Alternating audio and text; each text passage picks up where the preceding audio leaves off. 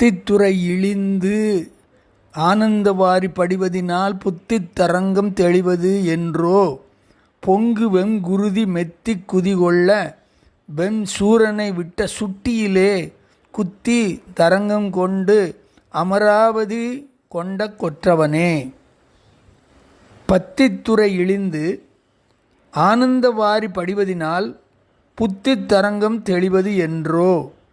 பொங்கு வெங்குருதி மெத்திக் குதி கொள்ள வெம் சூரனை விட்ட சுட்டியிலே குத்தி தரம் கொண்டு அமராவதி கொண்ட கொற்றவனே. பக்தியாகிய அன்பு வழியில் இறங்கி இன்பமாகிய கடலில் மூழ்குவதினால் அடியேனின் புத்தியில் அலை போன்ற அசைவுகள் தெளிவடைவது எக்காலமோ. அலைகள் பொன்று பொங்கி பெருகும் வெப்பமான அசுர இரத்தம் ஆனந்த கூத்தாடுமாறு வெய்ய சூரனின் கிரவுஞ்ச மலை மீது ஏவிய வேலாயுதம் குத்திய மென்மையினால் தேவர் உலகை மீட்டு தந்த மன்னர் திரு முருகப்பெருமானே. சித்தி விநாயகமூர்த்திக்கு ஜெய். சத்குரு அருணகிரிநாத சுவாமிக்கு ஜெய். வெற்றி வேல் முருகனுக்கு ஹரஹரோஹரா. நுதல் விழிய மதிமகுடச் சடைக்கடவுள் புதல்வன் அவன் கரிமுகவன் அடிச்சரணம். முதல்வன் அவன் வடிவழகை தொடுமடியார் இகலகலும் வினை தொலையும் வழி இதுவே. வினை தொலையும் வழி இதுவே.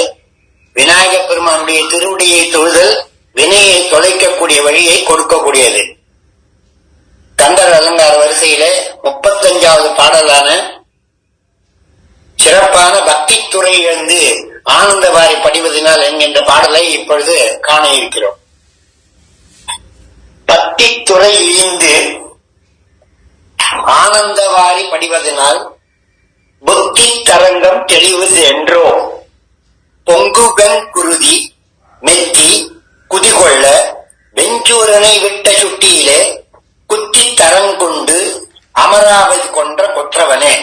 அமராவதி கொண்ட கொற்றவனே. இந்த பாட்டு அந்த அளவுக்கு அவர் கங்கை நதி வெகுமுக ககன நதி அப்படின்னு சொல்லுவார். வெகுமுக ககன நதி அப்படின்னு சொல்லுவார். ஆகாய நதி ஆகிய கங்கை பலவிதமான முகங்களை கொண்டு பரவி எல்லா இடத்திலையும் நாடு பூரா பரவுகின்ற அளவிலே நதி பொங்கி வருகிறது. அந்த நதியையும் புத்தியில இருக்கக்கூடிய அலைகளையும் புத்தியாகிய ஆறுல இருக்கக்கூடிய அலைகளையும் சமுத்திரத்தையும் இறைவனாகிய சமுத்திரத்தையும் இதை எல்லா விஷயத்தையும் ஒரே பாடல்ல அருணகிரிநாதர் பேசுகின்ற ஒரு என்ன சொல்வது. இந்த பாடலுக்கு பொருள் விளங்குவது மிக்க கடினம் என்று பெரியவர்கள் எல்லாம் சொல்லுவார்கள். இதுல என்ன 2 விதமான பொருள்கள் பெரியவங்க பேசுவாங்க. சாதாரணமா பத்தித்துறை துறைனா படித்துறை. பத்தித்துறை இழிந்து பக்தி என்கின்ற மார்க்கம், பக்தி என்கின்ற மார்க்கத்திலே போக்குகின்ற வழிபோக்கு. பக்தி துறை இழிந்து, துறைனா படித்துறை, படித்துறைனா குளத்துக்கு இறங்குற படித்துறை. ஆனந்தவாரி படிவதனால், ஆனந்தவாரி ஆனந்த சமுத்திரம்னு ஒரு சமுத்திரம். அந்த சமுத்திரத்துல படிவதனால் புத்தி தரங்கம் தெளிவதென்றோ. அதுல போறதுன்னா பக்தி நதியில போய் இறைவனை அடைந்தால் புத்தி தரங்கம் புத்தியாகிய சமுத்திரம் தெளிவதென்றோ. அது தெளிவாகும். பொங்குவெண் குருதி மெத்த குதி கொள்ள. பொங்குவெண் குருதி சூரனை அடிச்சார் சுவாமி. அப்ப ரத்தம் பெருகி வந்தது. அந்த குருதி மெத்தி குதி கொள்ள எல்லா இடத்துலயும் பீச்சிக்கிட்டு வெளியில வரலாம். வெஞ்சூரனை விட்ட சுட்டியிலே சூரனை சுட்டி அப்படிங்கிற ஒரு ஆயுதத்தால் அடித்தார். அந்த ஆயுதம் பட்டு குத்தி தரம் கொண்டு அந்த சுவாமியுடைய அந்த வேலுடைய தரத்தை காட்டுறது. அவனை குத்தி அமராவதி கொண்ட கொற்றவனே. அமராவதி தேவர் உலகம், அழகாபுரி குபேரன் இடம். இந்த அமராவதி கொண்ட கொற்றவனே அப்படின்னு சொல்லி அருணகிரிநாதர் இந்த பாடலை முடிக்கிறார். பக்தி துறை இழிந்து அப்படின்னு சொன்ன இந்த புத்தி தரங்கமானது புத்தியிலே இருக்கக்கூடிய அலைகள் ஓடிக்கொண்டே இருக்கின்றன. அந்த அலைகளை நிறுத்தணும்னா அது தெளிவு பெற்று நிர்மலமா நிக்கணும் அப்படின்னா என்ன பண்ணணும்னா ஆனந்தவாரியிலே படிய வேண்டும். ஆனந்தவாரி என்பது இறைவனுடைய திருவடி, பூர்ணமான ஆனந்தத்தை கொடுக்கக்கூடியது. இந்த பக்தி துறை எழுந்து இந்த பக்தி ஆகிய மார்க்கத்தை வச்சுக்கொண்டு ஆனந்தவாரி இறைவனை அடைகின்ற ஆனந்தவாரியில புகுந்தால் புத்தியிலே இருக்கிற சலனங்கள் எல்லாம், அந்த ஆணவம் கண்மம் மாயை என்கின்ற சலனங்கள் எல்லாம், தரங்கங்கள் எல்லாம், தரங்கம்னா அதே மாதிரி அடிபட்டுக்கிட்டே இருக்கு, தரங்கங்கள் எல்லாம் தெளிவது என்றோ என்னைக்குத்தான் இது சுத்தமாக தெளிவாக ஆகி இறைவனுடைய திருவடியை சேரும்னா அந்த சிவபெருமான் கிருபா சமுத்திரம், சுமுகம் திருநேத்திரம், ஜட்டாதரம், பார்வதி வாமபாகம் அப்படின்னு சொல்லுவாங்க. அந்த கிருபை சமுத்திரம் ஆனது நம்மளுடைய பாபத்து கடல்ல நாம போட்டிருக்கிற இந்த பூலோகத்தில் இருக்கக்கூடிய பாப சமுத்திர கடலில் இருந்து நம்மை தெளிவுபடுத்தி ஆறு போல சென்று பக்தி துறையை அடைந்து அந்த பக்தி துறை மூலமாக இறைவனுடைய ஆனந்த வாரியிலே படிந்து அங்கு தெளிவு பெற வேண்டும் அப்படிங்கிற பொருளை இங்க உள்ள பூத்திருக்கிற ஒரு பொருள் இது. இன்னொரு பொருள் என்னன்னு கேட்டா, யோகத்தால் உபதேச தேசிக ஊமை தேவர்கள் தம்பிரானே அப்படின்னு திருச்செந்தூர் பாட்டுல அருள்கிரிநாதர் பேசுற கேம கோமல பாதத்தாமரை அப்படிங்கிற பாட்டுல யோகத்தால் உபதேச தேசிக ஊமை தேவர்கள் தம்பிரானே, இறைவனுடைய செயலை பார்த்து தேவர்கள் எல்லாம் ஊமையா போயிட்டாலாம். இந்த அளவுக்கு பராக்கிரமசாலியா மிருகப்பெருமான் அப்படின்னு அவர் யோக நிலையிலே மேலே இருக்கிற அந்த துரியம் கடந்த தொடர்வழியை காட்டி கொடுக்கிறார் அருணகிரிநாதருக்கு. திருவண்ணாமலையில கமலாலயத்தில அருணகிரிநாதர் சரவணபவநாதம் சொல்லி அந்த ஓங்காரத்தினாலே அசைவை நாத பிந்து கலாதி என்கின்ற அந்த அசைவை கொண்டு முருகப்பெருமானுடைய நாம விசேஷத்தை கொண்டு குண்டலினி ஆகிய அக்னியை எடுத்து அந்த குண்டலினி பாம்பை தூங்கிக் கொண்டிருக்கின்ற பாம்பை எடுத்து மூலாதாரம், மணிபூரகம், சுவாதிஷ்டானம், அநாகரம், விஷுப்தி, ஆக்னியா, சகஸ்திரதளம் வரைக்கும் கொண்டு வரும். இந்த சகஸ்திரதளம் வரைக்கும் இந்த அக்னியாந்து போறது. அந்த பாட்டு அதுக்கு சான்றான பாட்டு அருணகிரிநாதர் திருப்புகழ்ல கட்டி முண்டக அறப்பாளியின் முண்டகம்னா தாமரை.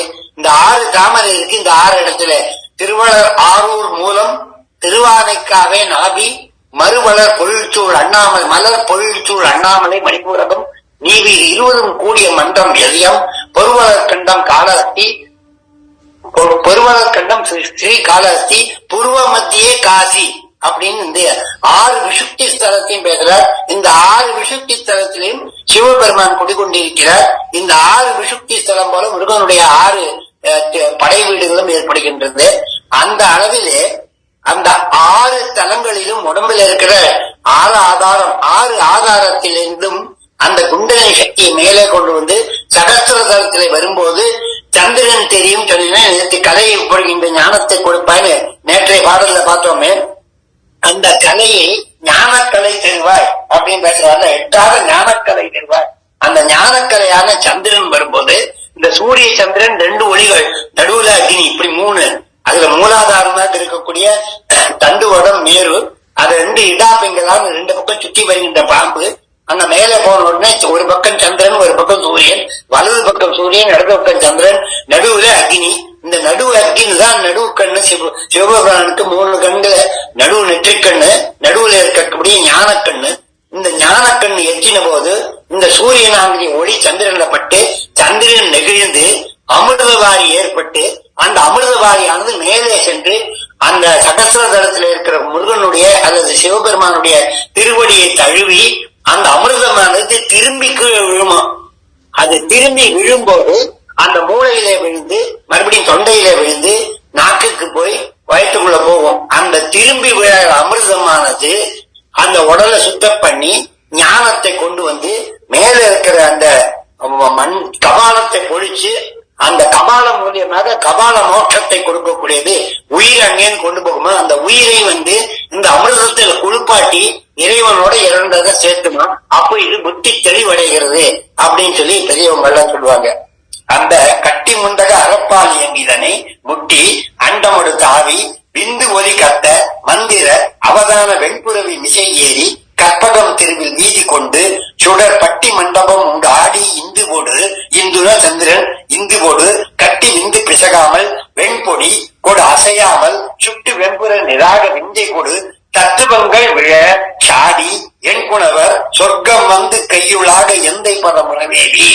இறைவனோட சேர்ந்தது துக்கம் வந்து விழ ஞானம் உண்டு குடில் வச்சிரங்கள் என மேனி தங்கமுற சுத்தகம் புகுத வேத விந்தையோடு புகழ் வேணும் அப்படிங்கிற இந்த வார்த்தைகள்ல அந்த யோக தத்துவத்தை முழுக்க சொல்லி அருணகிரினால் இந்த யோக தத்துவத்தினால இறைவனை அடைந்து அந்த மேல இருக்கிற சகசிரத்துல போய் அந்த அமிர்தத்தை திரும்பி கொண்டு வரத்துக்கு யோகத்துல ஒரு முத்திரை சொல்லுவாங்க. அதுக்கு சாம்பவி முத்திரைன்னு பேரு. இந்த முத்திரைக்கு விளக்கம் வேணும்னா யோக சாஸ்திரத்துல சாம்பவி முத்திரை என்னன்னு போட்டு பார்த்தா இந்த அமிர்தமானது மேலே பொங்கி இறைவனுடைய திருவடியை அடைந்து திரும்ப நமக்குள்ள போறது. திரும்ப போகும்போது அந்த புத்தியில இருக்கிற கலக்கத்தை எல்லாம் எடுத்து தெளிவுபடுத்தி இறைவன் யாரு என்பதை உணர்த்தி என்னை உன்னுடன் இரண்டரை கலக்க செய்கின்ற நிகழ்ச்சி ஏற்படுகிறது. இது யோக தத்துவத்தின் மூலமாக இருக்கக்கூடிய ஒரு கருத்து. இந்த மூலமான கருத்து பெரியவர்களுக்கெல்லாம் ஞானிகளுக்கெல்லாம் கூட எட்டாத விஷயம். இத பெரியவங்கள் எல்லாம் எப்படியோ தேடி இந்த பத்தித்துறை இழிந்து ஒரு வார்த்தை கொடுத்திருக்கிறதுனால பத்தித்துறை வழியாக ஆனந்த வாரி படிவதுன்னு சொல்ல முடியாது. பக்தி அப்படின்னா பூரணச்சந்திரன், பத்தி துறை இழிந்து இந்த சூரியனுடைய ஒளிப்பட்டு இந்த சந்திரனானது தன்னுடைய சக்தியை இழந்து அமிர்தமாக ஒழுகி அந்த அமிர்தமானது ஆனந்தவாரி இறைவனுடைய திருவடியை படிவதனால புத்தி தரங்கம் தெளிவாகின்றது. புத்தியில் இருக்கக்கூடிய சலனம் எல்லாம் தெளிவாகி இறைவனோடு ஒன்றோடு கலக்கக்கூடிய நிகழ்ச்சி ஏற்படுகிறது. அது எப்படி இருக்குன்னா சூரனை சுவாமி பிளந்தார். மரமா இருக்கக்கூடிய சூரனை பிளந்தார் சூரபத்மனை. ஆனா இந்த பாட்டுல என்ன சொல்லிருக்காங்கன்னா பொங்குவன் குருதி மெத்தி குதிகொள்ள எல்லா இடத்துலயும் குருதி ரத்தம் பாய்ந்து அலை மாறி வருகின்றது. இது இந்த மூளையிலிருந்து முட்டித்தரங்கம் வருகின்ற விஷயத்தை சேர்த்துற மாதிரி இருக்கு. வெண் சூரனை விட்ட சுட்டின நெற்றி பட்டகத்திலே அடிப்பது சுட்டின்னு பேரு. இவர் வேளால மாற பிளந்தாருன்னு தான் நிறைய பாடல்கள் இருக்க வழி. இந்த ஒரே ஒரு பாடல்கள் தான் வெஞ்சூரனை விட்ட சுட்டி இல்லைன்னு சொல்லிருக்க. சுட்டினா ஒரு ஆயுதம்னு சொல்றாங்க. சுட்டினா அவர் விட்டு ஈட்டியானது நெற்றியிலே பட்டது. நெற்றியிலிருந்து குத்தி தரங்கம் கொண்டு ரத்தம் சரங்கம் கொண்டு அந்த முருகப்பெருமானுடைய தரம் கொண்டு வேலுக்கு சக்தியை ஏற்படுத்தி வேலுக்கு பராக்கிரமத்தை காட்டி அமராவதி கொண்ட கொற்றவன். கொற்றவன்னா மன்னவன், அமராவதிக்கு மன்னவனான முருகப்பெருமான் சூரபத்மாதிகளை அழித்து தேவலோகத்தை திருப்பி தேவேந்திரனுக்கு கொடுத்தார். அதனால இந்த பாட்டுல பத்தி துறை இழிந்து ஆனந்தவாரி படிவதனால் புத்தி தரங்கம் தெளிவது என்றோ பொங்கு வெண் குருதி மெத்தி குதிகொள்ள வெண் சூரனை விட்ட சுட்டியிலே குத்தி தரம் கொண்டு அமராவதி கொண்ட கொற்றவனே. கொற்றவன்னா மன்னவன் அர்த்தம். அந்த பாட்டுல ஐயப்பன் சார் எப்ப சொல்லும் போது சொல்லுவார், ஏறுமையில் ஏறி விளையாடும் முகம் ஒன்று. அது புத்தகத்துல ஒன்றே கொடுத்திருக்காங்க. அது சொல்றது ரைட்டு தான். ஈஸ்வருடன் ஞான மொழி பேசும் முகம் ஒன்றே. கூறும் அடியார்கள் வினை தீர்க்கும் இன்னைக்கும் தீர்க்குது தீர்க்கும் முகம் ஒன்றே.